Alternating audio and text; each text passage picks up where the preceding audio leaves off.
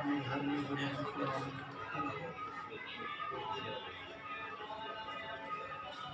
छोटा सा सत्संग का आयोजन किए हैं, जिसमें हमने आप सभी उपस्थित हैं। सज्जनों,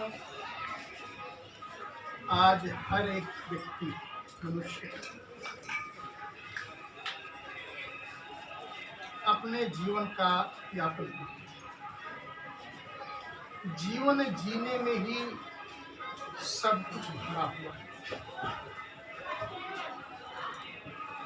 मात्र विषय ये होता है कि हम जीवन कैसे जी रहे हैं। जीवन जीने के दो तरीके हैं, एक मालिक बन करके और दूसरा दास बन करके। संसार में हर एक व्यक्ति मात्र दो ही तरीके से जीवन जीता है। और आज हम देखते हैं लाखों में लगभग हर एक व्यक्ति मात्र दास बनकर जी रहा है और चेष्टा तो मालिक की करता है। संसार में सबसे बड़ा दुख का विषय है। आज हर एक व्यक्ति के मन की ये भावना होती है कि हम मालिक हैं। मालिक का अर्थ होता है दुनिया में जो मैं अपने मन में सोचे,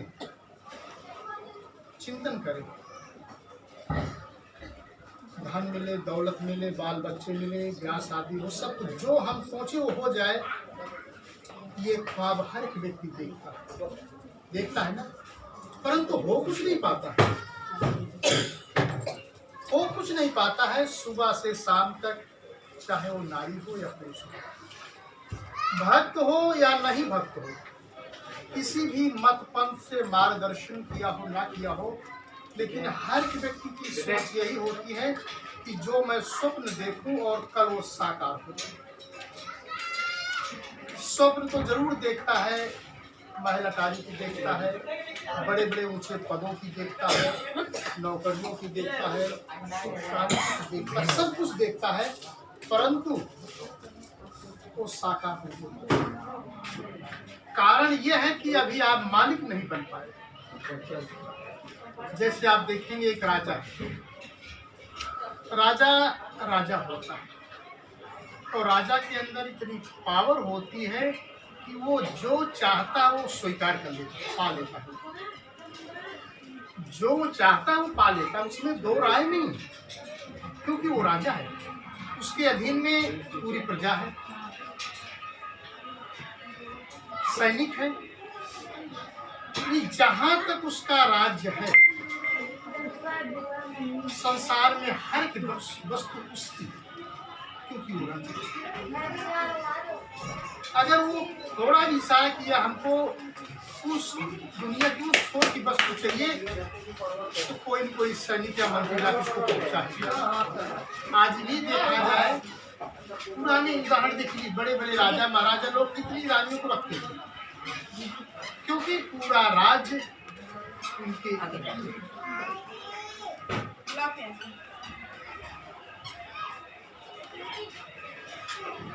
साहब जी वही इशारा देते हैं कि आज हर एक व्यक्ति आपको बहुत कुछ देखता है, परंतु उसकी जो जीवन शैली है, जो उसका क्रिया है, जो उसका कर्म है, वो दास राजा का नहीं। ख्वाब तो राजा का देखता है, परंतु कर्म उसका पूरा दास का है। घर गांव का एक सदस्य या डिस्ट्रिक्ट का या पूरे देश मुल्क का एक आदमी क्या कर सकता है? कुछ नहीं कर सकता, बहुत लोग कमा के खा सकता है, लेकिन अगर वो चाहे कि हम डीएम बन जाए तो नहीं बन पाएंगे ना, क्योंकि वो कर्म नहीं। सज्जनों, उसी प्रकार मेरे जीवन में अध्यात्म का भी यही उद्देश्य है। संसार में हम कहीं भी मत पंथ से गुरु इच्छा आदि ले लेते हैं, भगत बन जाते हैं, कुछ भी हम कर ले, लेकिन संत लोग कहते हैं, महात्मा लोग कहते हैं, गुरु लोग कहते हैं मालिक बन जाए, मालिक बनो। और मालिक बनना ही जीवन में सब कुछ पाना है। मालिक का अर्थ होता है अपने को देखो, अपने को देखो कि वास्तव में हम क्या हैं।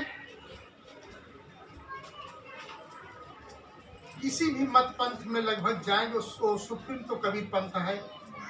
संत लोग कहते हैं तुम ही जाचक समान, तुम ही करत गुणगान, तुम ही शिष्ट उत्पानी, तुम ही रची चार खानी। साहब जी कहते हैं चेतन आत्मा तुम सर्वश्रेष्ठ हो, तुम एक सुंदर एक आत्मा हो, तुम परमात्मा के अंश हो। आज कितने धर्म पंथ में सभी लोग कहते हैं कि तुम परमात्मा के अंश हो, इतना कह देते हैं, पढ़ लेते हैं या सुन लेते हैं, लेकिन उनकी जो कर्म शैली है वो भिक्षु गरीब की। इशारा तो करते हैं तुम ईश्वर के अंश हो, परमात्मा के अंश हो, चैतन्य हो, बंधन मुक्त हो। संसार में कोई शक्ति आपको डिगा नहीं सकती, आग जला नहीं सकती है, हवा उड़ा नहीं सकती है, सूर्य जला नहीं सकता, कुछ नहीं कर सकता। तुम चैतन्य आत्मा हो। कबीर साहब जी कहते हैं राजा चोर साहु भय रैयत उलट पलट सिर फोड़त, कासे कहूँ अचरज की बतिया, जा से कहूँ मुख मोड़त। साहब जी कहते हैं संसार में एक उल्टा पोजीशन बन गया। जो संसार का राजा है, आप राजा, राजा हो करके वो रैयत हो गया, प्रजा हो गया। जब राजा होकर के प्रजा बन जाएगा तो राजा का सुख सुख कैसे मिलेगा? आप बताओ। आपके घर में हम घर का उदाहरण दे देते हैं, क्योंकि आप घर चला रहे हैं लेकिन चलाना आता नहीं आपको। माता और पिता के रहते हुए जिस घर का लड़का मालिक हो जाएगा, पुत्री मालिक हो जाएगी, वो घर कभी चल नहीं पाता, वो घर में सुख चैन खो जाता है। ये नीति शास्त्र है। आज भी जो अच्छे समझदार व्यक्ति हैं, जिनको हम कहते हैं बड़े लोग, इंसान बड़ा नहीं होता, उसकी जीवन शैली कभी मृत्यु समय तक अपनी बागडोर अपने हाथ रखता है। 4 बच्चे हैं, बच्चियां हैं, प्रेम से परिवार चलता रहता है। क्योंकि आप माँ बाप के अंदर एक ममता होती है कि मेरे सभी पुत्र और पुत्री हमें हमारे। लेकिन अगर हम दूसरे को मालिक बना देंगे, पुत्र को मालिक बना देंगे, तो वो अपने खींचेंगे बस, और तीनों भाइयों को नीचा दिखाने की कोशिश करेंगे। ये संसार की रीति है। सज्जनों, उसी प्रकार मेरे जीवन में, इस शरीर में, इस आत्मा में, इस रूह में आज हर एक व्यक्ति, चाहे वो मालाधारी हो या बिना मालाधारी हो, हर एक व्यक्ति राजा तो है, कहीं से सुन लिया है या कहीं से पा गया है कि मैं एक आत्मा हूं, हम परमात्मा के अंश हैं। पढ़ भी लेते ईश्वर अंश जीव अविनाशी, तुम ईश्वर के अंश हो। क्योंकि संत लोग महाचेतन कहते कि परमात्मा महाचेतन है, मैं चेतन हूं। वो समुद्राकार है, हम बूंद रूप, न वो मरता जीता न हम मरते जीते। वो सर्वज्ञ है, हम अल्पज्ञ हैं। जैसे एक बूंद समुद्र से निकाल करके हम एक घड़े में पा देते, बंद कर देते हैं, समुद्र का पानी वो भी है, मात्र वो घड़े में बंद है,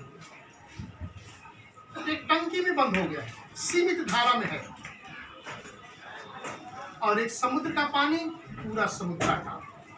सज्जनों, भक्ति का सीधा अर्थ मात्र इतना ही होता है कि तुम स्वामी बन के जियो, सेवक सेवक बन के नहीं, स्वामी मालिक बनकर जिए। मालिक का अर्थ होता है तुम्ही जाचक समान। संसार में जितनी चेतन आत्माएं हैं, हर एक व्यक्ति राजा है। राजा के अंदर क्या होता है? वो निर्भय होता है।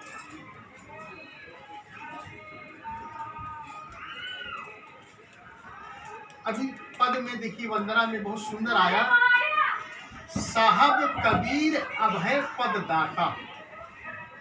अभय पद दाता यानी मुझे अभय पद देते हैं। अभय का अर्थ होता है कोई मेरे पास अभय पद वस्तु फल नहीं लगा है, तोड़कर हम आपको पकड़ा देते हैं। अभय का अर्थ होता है आप अपने जीवन में निर्भय हो जाओ, अभय हो जाओ। आपके जीवन में भय नहीं होना चाहिए, भय नहीं होना चाहिए। लेकिन आज सुबह से लेकर शाम तक हर एक व्यक्ति भय में जीता है। क्यों? वो मालूम कर लिया अपने को कि वास्तव में मैं राजा नहीं हूं। राजा का अर्थ होता है जिस दिन आप अपने अंतर में ये बैठा लेंगे कि वास्तव में मैं राजा हूं, पूरे संसार का बनाने वाला मैं। संसार मान लो या शरीर मान लो। इस शरीर में हम आपको अंदर तब ले चलते हैं। आत्मा है, आत्मा के माध्यम से मन चल रहा है, मन के माध्यम से चित्त चल रहा है, चित्त के माध्यम से अहंकार बुद्धि चल रही है, और बुद्धि के माध्यम से पूरी इंद्रियां चल रही। जो आपके पास इंद्रियां हैं, नाक है, मुंह है, हाथ पैर है, जो भी शरीर है। शरीर से एक बहुत सरल भाषा में आपको हम समझा रहे हैं कि शरीर से एक चेतन आत्मा निकल जाता, राजा निकल जाता, बस प्रजा पड़ी रह जाती है, प्रजा कुछ नहीं कर पाती। चेतन आत्मा निकल गया, लोग अपनी भाषा में कहा कि बाबा जी पूरे खत्म हो गए, खत्म हो गए ना। जब राजा निकल गया तो प्रजा किसी काम में नहीं। इसीलिए देखिए हमारे इतिहास के पन्नों में आता था कि बड़े बड़े राजा लोग राजा को गिरफ्तार कर लेते थे, बस। बोले सतगुरुदेव की जय। राजा को गिरफ्तार कर लेते थे, प्रजा अपने आप को कंट्रोल कर लेती। वो कोशिश करते थे। महाभारत आप सब देखे हैं, उसमें एक पॉइंट बहुत सुंदर आया है। गुरु द्रोणाचार्य बार बार युधिष्ठिर को गिरफ्तार करने की कोशिश करते थे। क्यों? कि अगर राजा गिरफ्तार हो गया, प्रजा तो हम हार ही गए।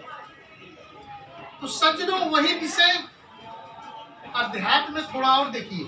बड़े बड़े संत कबीर, दादू, दरिया, नानक आदि लोग आए, रविदास लोग आए, उन्होंने बड़े बड़े राजाओं को ही भगत बनाया। बस राजा को भगत बना लिए, प्रजा अपने आप पीछे लग गई। सज्जनों, भक्ति का सीधा अर्थ इतना ही होता है कि हम राजा बने। हम राजा हैं, हम अपने राजा को चिन्हें कि वास्तव में एक आत्मा हूं। तो आत्मा से हट कर तुम ही जाचक समान। पूरे संसार, चाहे बाहर संसार को मान लो, चाहे शरीर को मान लो, इस इंद्रियां, ये मन, ये चित्त, ये बुद्धि, सबका कंट्रोल करने वाला, अपने अधीन रखने वाला